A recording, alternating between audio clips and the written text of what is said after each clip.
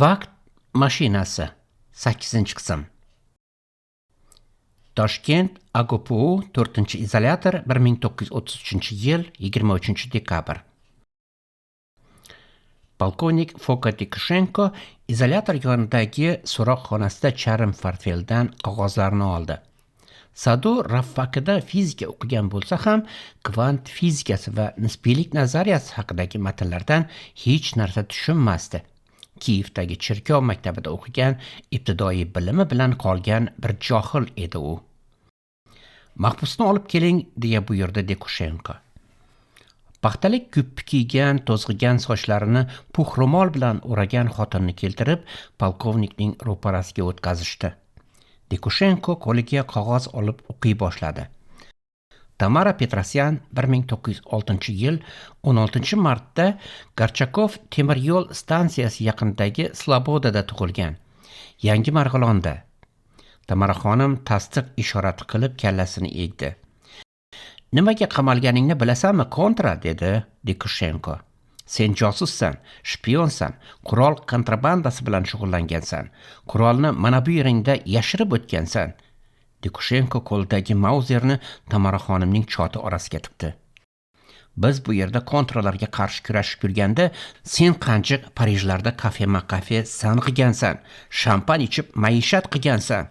Ering va yoningdagilar allaqachon yozib berdi. Tamara xonim bir nuqtaga tikilganicha shok holatida o'tirardi.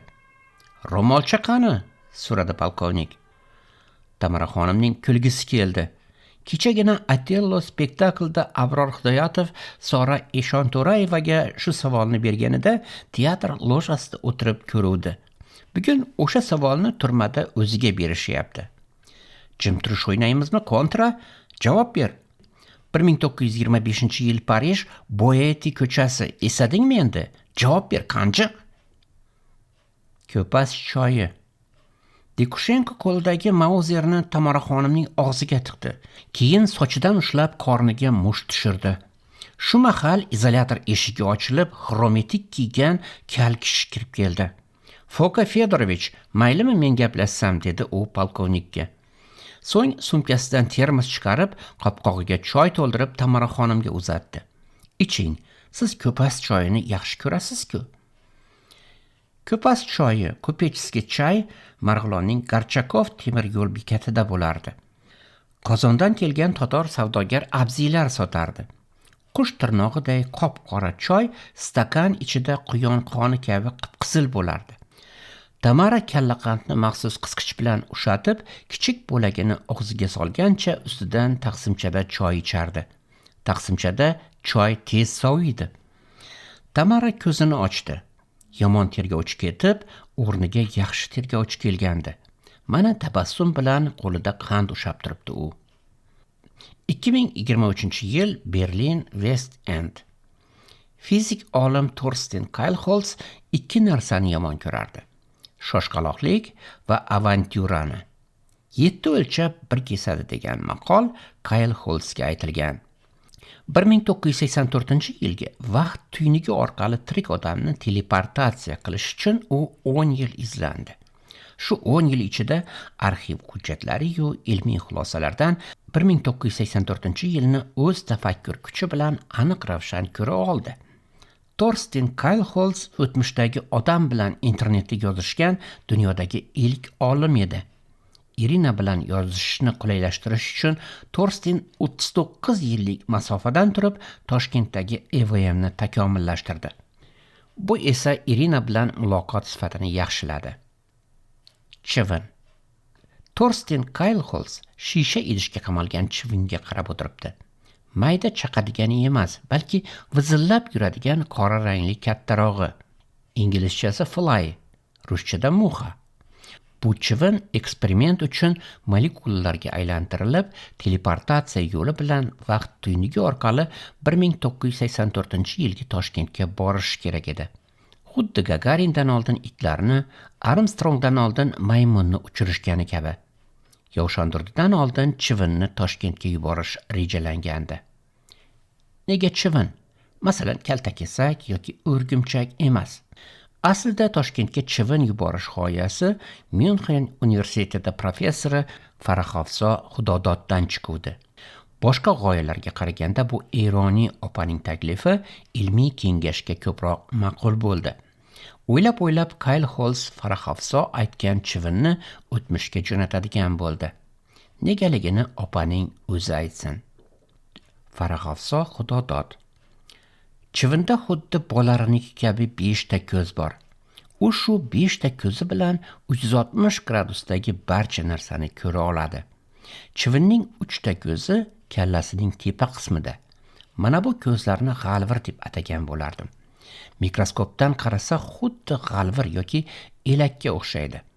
Yana 2 ko'z esa kallaning har ikkala tarafida joylashgan. Ko'zlar uchida zamonaviy telefon kamerasi ichidagi kabi minglab 6 qirrali mini ko'zlar bor. Chivinning bitta ko'zida 4000 ta mitti ko'z joylashgan. Bundan tashqari, chivin borgan joydagi mikrob va bakteriyalarga o'z tanasidan joy beradi. Umuman sen yelim kaltak bilan urib o'ldirishni istagan chivin aslida ulkan mamlakat. Bitta chivin tanasida 36 million mikrob yashaydi. Yana 8 million bakteriya va 60 dan ziyod mikroorganizm ham bor.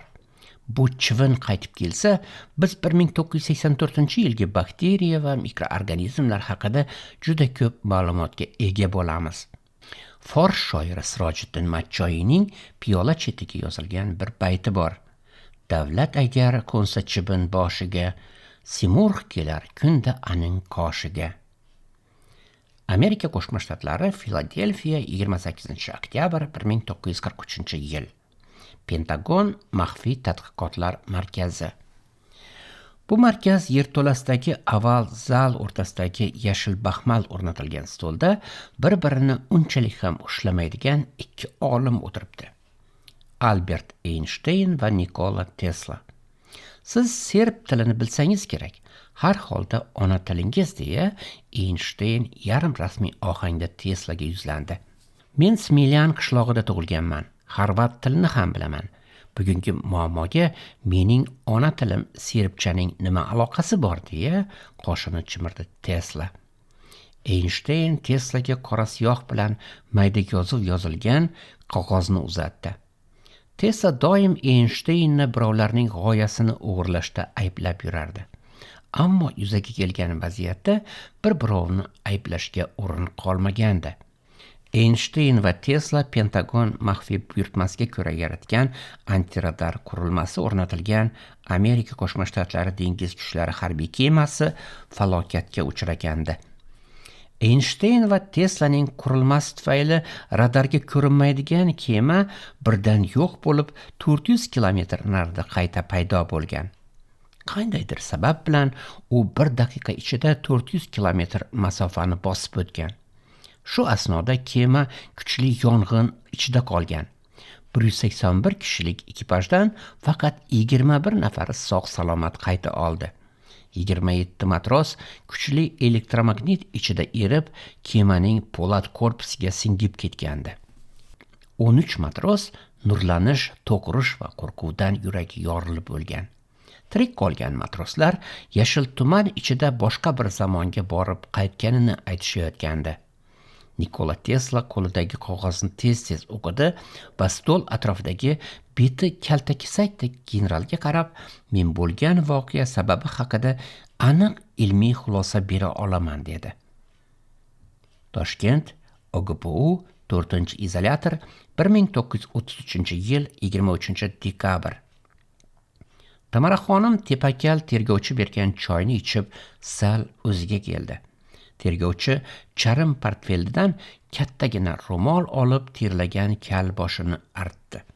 Dumaloq ko'zoynagini artarkan, mayin erkalovchi ohangda gap boshladi. Ismim Guram, gruzinman, Yerevanda tug'ilganman. Armancha va turkchani yoshlikda o'rganganman. Seni isming qirolicha Tamara nomiga qo'yilgan. Mana bu qandni og'zingda tishlab, keyin ustidan choy ich, azizam. Siz yozuvchi va rassom Shuhrat Bobojonning Vaqt mashinasi 1984 audio kitobi 8-qismini tingladingiz. davomi bor.